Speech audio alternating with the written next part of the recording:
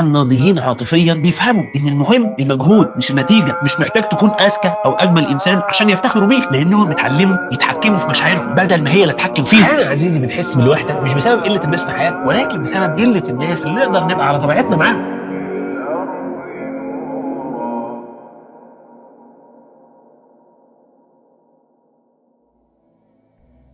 عمرك حسيت انك لوحدك حتى لو وسط الناس؟ النهارده هنتكلم عن شعور كلنا مرينا بيه، الوحدة.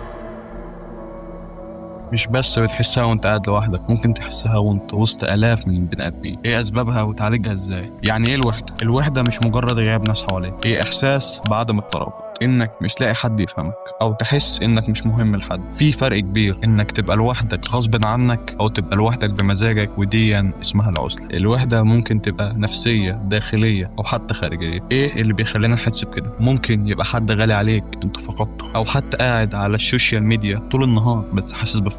في ناس بتحس بالوحدة بسبب المقارنات، بيشوفوا حياة ناس على انستجرام فبيحسوا ان هم اقل او مش بيحسوا نفس اللحظات الحلوة. ازاي نتعامل مع الوحدة؟